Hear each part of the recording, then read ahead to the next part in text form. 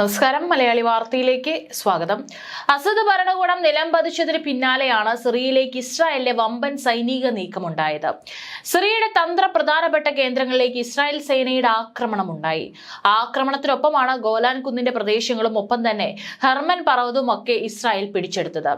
59 വർഷങ്ങൾക്ക് മുമ്പ് തന്റെ സൈനികരോടൊപ്പം ആ പ്രദേശത്ത് പട്രോളിംഗ് നടത്തിയ അനുഭവവും ബെഞ്ചമിൻ നെതന്യാഹു ഓർമ്മിച്ചെടുത്തിരുന്നു.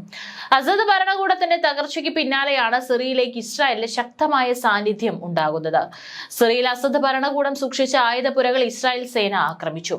സിറിയയുടെ ആയുധ ശേഖരങ്ങൾ ഒന്നടങ്കം തന്നെ ഇസ്രായേൽ നശിപ്പിച്ചു. അതേപോലെ ഇറാന് വേണ്ടി സിറിയ വാങ്ങിക്കൂട്ടിയ ആയുധങ്ങളുടെ ശേഖരം തൊട്ടടുത്ത ദിവസങ്ങളിലെ ആക്രമണങ്ങളിൽ തകർക്കുകയും ചെയ്തു. ഇപ്പോൾ സിറിയൻ അതിർത്തി കടന്ന് ഇസ്രായേൽ സേന കയ്യേറിയ ബഫർ സോണിൽ സൈനിക സാന്നിധ്യം തുടരുമെന്നാണ് ബെഞ്ചമിൻ നെതന്യാഹു അറിയിച്ചിരിക്കുന്നത്. അതിർത്തിയിൽ നിന്ന് 10 കിലോമീറ്റർ ദൂരെ പുതുതായി പിടിച്ചെടുക്കിയ ഹെർമോൺ മലനിരകളിൽ എത്തിയാണ് നെതന്യാഹു പ്രഖ്യാപനം നടത്തിയത്. ആദ്യമായാണ് അയൽ രാജ്യത്തിന് അനുമതിയില്ലാതെ ഒരു ഇസ്രായേൽ പ്രധാനമന്ത്രി സിറിയൻ മണ്ണിലെത്തി അവകാശവാദം ഉന്നയിക്കുന്നത്. സിറിയൻ പ്രസിഡന്റ് ബഷാർ ഉൽ അസദ് നാടുവിട്ട അതേ ദിനത്തിലാണ് സിറിയൻ അതിർത്തി കടന്ന് 400 ചതുരശ്ര കിലോമീറ്റർ പ്രദേശം ഇസ്രായേൽ കയ്യേറിയത്. ഇതിനെതിരെ വ്യാപക പ്രതിഷേധമുയർന്നിരുന്നു. 1974 വെടിനിർത്തൽ കരാർ ലംഘിച്ചുള്ള കടന്നുകയറ്റമാണിതെന്ന പ്രതിഷേധങ്ങൾ അവഗണിച്ചാണ് നെതന്യാഹുവിന്റെ പുതിയ പ്രഖ്യാപനം. മേഖലയിൽ അതിവേഗം സാന്നിധ്യം ശക്തമാക്കിയും സുരക്ഷയൊരുക്കിയും സൈനിക വിന്യാസം നിലനിർത്താൻ ഇസ്രായേൽ പ്രതിരോധ മന്ത്രി ഇസ്രായേൽ കാറ്റ്സിന് നിർദ്ദേശം നൽകിയിട്ടുണ്ട്. അതേസമയം ഇവിടങ്ങളിലെ നാട്ടുകാരെ തൽക്കാലം പുറത്താക്കില്ലെന്നാണ് സൂചന. നെതന്യാഹുവിന്റെ പുതിയ പ്രഖ്യാപനത്തെക്കുറിച്ച് സിറിയയിലെ പ്രതിപക്ഷ സഖ്യമായ HDS പ്രതികരിച്ചിട്ടില്ല. ഇസ്രായേലിനെതിരായ ആക്രമണത്തിന് തങ്ങളുടെ രാജ്യം ഇടത്താവളമാക്കാൻ അനുവദിക്കില്ലെന്ന് നേരത്തെ HDS മേധാവി ജുലാനി അറിയിച്ചിരുന്നു.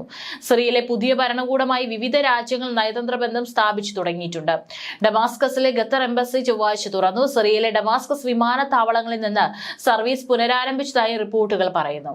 അതേസമയം തുർക്കിയുമായി സിറിയർ തന്ത്രപരമായ ബന്ധം വളർത്തിയെടുക്കുമെന്ന് ഹയാത്ത് തഹ്രീർ അൽ-ഷാം നേതാവ് അഹമ്മദ് അൽറ അറിയിച്ചിട്ടുണ്ട്. തുർക്കിയിൽ അഭയം തേടിയ സിറിയക്കാർക്ക് മറ്റെവിടെയുമുള്ളതിനേക്കാളും മികച്ച പരിഗണനയാണ് ലഭിച്ചതെന്നും അബു മുഹമ്മദ് ജുലാനി എന്ന പേരിൽ അറിയപ്പെടുന്ന അഹമ്മദ് അൽറ പറഞ്ഞു.